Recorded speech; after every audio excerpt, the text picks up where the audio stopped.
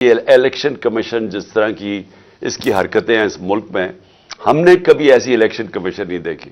ابھی کراچی کا جو الیکشن کروایا ہے، شرم آنی چاہیے کہ آپ نے اس کو الیکشن بھی کہتے ہیں.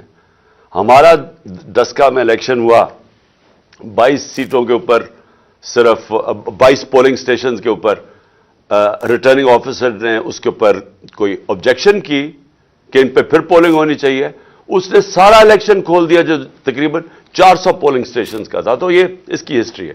اب یہ ذرا میں آپ کو محسن نقوی کا بتانا چاہتا ہوں یہ آدمی کون ہے.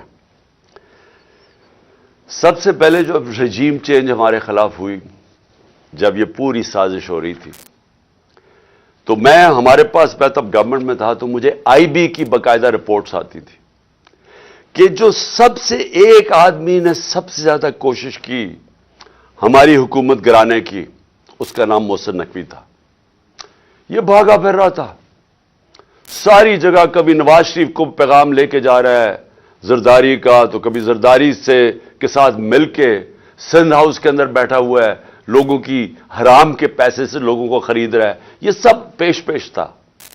ہر جگہ محسن نقوی کا نام آتا تھا کہ اس نے سب سے زیادہ کوشش کی اس کانسپریسی کو کامیاب کرنے کے لیے. اور یہ وہ ایکس آرمی چیف کو بھی ملتا تھا، جس کی اصل تو ماسٹر مائنڈ وہ تھا.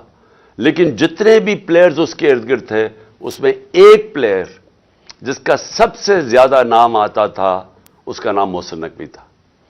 تو یہ جس کو زرداری کہتا تھا، یہ میرا بیٹا ہے، یعنی زرداری نے اس کو اپنا بیٹا بنایا ہوا تھا. اب یہ سوچ لیں کہ اس کا کیریکٹر کیا ہوگا کہ زرداری جیسا آدمی جو انٹرنیشنلی ساری دنیا زرداری کو جانتی ہے کہ کرپٹ ترین آدمی ہے، اس کے اوپر کتابوں کے اندر انٹرنیشنلی کتابوں میں زرداری کا چوری کا ذکر ہے. آج سے 30-35 سال پہلے اس کو مسٹر 10% باہر کی دنیا میں کہنا شروع ہوا. اس کا نام رکھا گیا. اس کے اوپر مضمون نکلے ہوئے ہیں اخباروں کے اندر اس کی چوری کے اوپر. اس زرداری جس کو اصل میں نیب میں جیل میں ڈالنا چاہیے تھا، اور جیل میں گیا اور بچایا گیا. ہمیں سب کو پتا ہے کہ NRO2 کی وجہ سے جو جنرل باجوہ نے دیا، سب بچ گئے. وہ زرداری اس کو اپنا بیٹا سمجھتا ہے. اور وہ جو بیٹا ہے اس کی کیا اخلاقیات ہوں گی آپ کو پتا ہونا چاہیے کہ 2008 میں اس نے 35 لاکھ روپیہ نیب کو واپس کیا تھا. تسلیم کیا تھا کہ میں نے چوری کی ہے، اس لیے میں 35 لاکھ روپیہ آپ کو نیب کو واپس کر رہا ہوں. یہ وہ آدمی ہے. نہ اس کے اندر وہ اخلاقی معیار ہے، نہ اس کے اندر وہ غیر جانبدارانہ صلاحیت ہے جو کہ ایک کیئر ٹیکر پہ آنا چاہیے. اور اس کے بعد اگر کسی کو کوئی شک ہے کہ یہ تحریک انصاف کا بدترین دشمن ہے، اس کی جو چینل 24 کبھی اٹھا کے دیکھ لیں، اس میں مسلسل تحریک انصاف کے خلاف پروپیگنڈا چلتا رہتا ہے. کوئی بھی جانتا ہے، صحافت میں سب جانتے ہیں کہ یہ ہمارا بدترین دشمن ہے، سیاست میں سب جانتے ہیں، اور ہمیں سارا پتا ہے کہ رجیم چینج کے اندر جب ہماری حکومت گرانی تھی، اس کا کتنا بڑا ہاتھ تھا. اب اس آدمی کو اگر انہوں نے بنایا ہے اس پنجاب کا کیئر ٹیکر چیف منسٹر، تو اس کا کیا مطلب ہے؟ اس کا مطلب یہ ہے کہ اس کے پیچھے وہ لوگ ہیں جنہوں نے کاٹا ڈالا ہوا ہے عمران خان کے اوپر، جنہوں نے فیصلہ کیا ہے کہ عمران خان اب کامیاب نہیں ہوگا. وہ لوگ جن کو ابھی تک میں پھر سے کہتا ہوں، نہ تاریخ کا پتہ ہے، نہ ان کو سیاست کی سمجھ ہے، نہ ان کو پتہ ہے کہ کاٹا مار کے اس ملک کو کتنا بڑا نقصان کیا گیا ہے ہماری تاریخ میں. میں یاد کرانا چاہتا ہوں کہ مجیب الرحمان کے اوپر کاٹا ڈالا گیا تھا، ملک ٹوٹ گیا. جب پیپلز پارٹی پہ ذوالفقار علی بھٹو پہ کاٹا ڈالا گیا اور اس کی پیپلز پارٹی پہ، تو خاص طور پہ کراچی میں MQM بنائی گئی. اس کا کراچی کے اوپر کتنا نقصان ہوا آپ اندازہ ہی نہیں لگا سکتے. کہ دبئی شاید اتنا اس وقت جب ابھر رہا تھا، تو کراچی سے لوگوں نے جو انتشار ہوا تھا کراچی، انہوں نے دبئی میں جا کے کاروبار شروع کیے تھے. اور پھر وہی MQM کے اوپر جب کاٹا لگایا تو حقیقی بنا دی. پھر جو آج بلوچستان میں ابھی تک وہ آگ نہیں بجھی جو کہ نواب اکبر بگٹی کے اوپر کانٹا لگایا گیا. یہ جو سیاستدانوں کے اوپر کانٹا لگایا جاتا ہے یہ ملک نے بڑی بھاری قیمت ادا کی ہے. اور یہ بند کمروں میں جن لوگوں کو سمجھ نہیں ہے وہ جب لگاتے ہیں تو یہ ملک نقصان اس کا اٹھاتا ہے.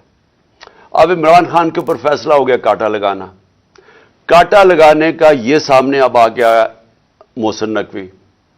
محسن نقوی نے اب کرنا کیا ہے یہ میں ابھی آپ کے سامنے پیشن گوئی کر رہا ہوں کیونکہ یہ اتنے بیوقوف لوگ ہیں جو یہ کرتے ہیں کہ ان کو یہ نہیں پتا کہ ساروں کو ان کے پلان کا پتہ چل جاتا ہے پہلے سے کہ یہ کیا کرنے جا رہے ہیں.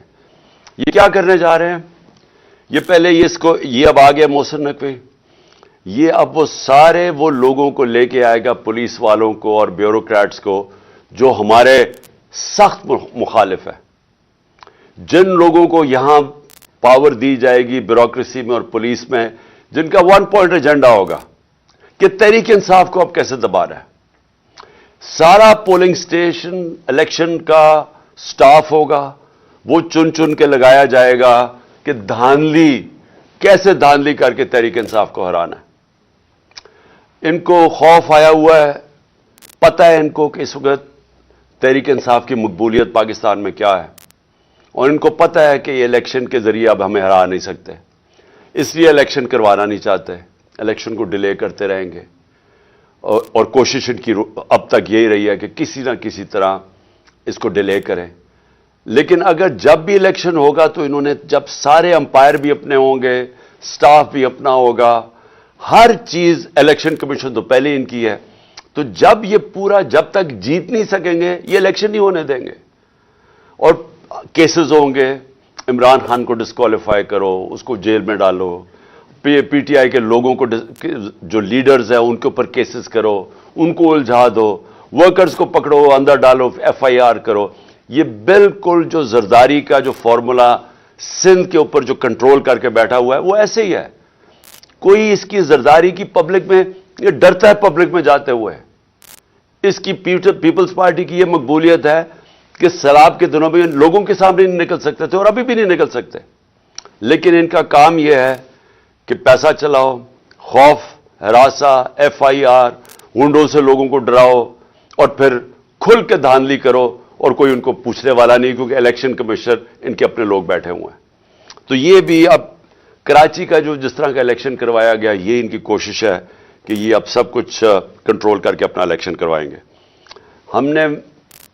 میں ویسے آپ کو بتا دوں ہم نے پوری اپنی کوشش کی. ہم نے یہ کوشش کی کہ ہمارا ملک مشکل جب ہماری گورنمنٹ گرائی گئی تو ہم نے کوشش کی کہ ہم ہر طرح اپنے ملک میں انتشار نہ ہونے دیں. ہم نے آئین کے بیچ پہ رہ کے سب کچھ کیا. ہم نے آئین کے بیچ پہ رہ کے اپنی ساری جتنے جلسے جلوس کیے ہمارے کوئی 65 سے زیادہ جلسے میں نے کیے اور پاکستان کی تاریخ میں سب سے بڑے جلسے ہوئے. پرامن رہے.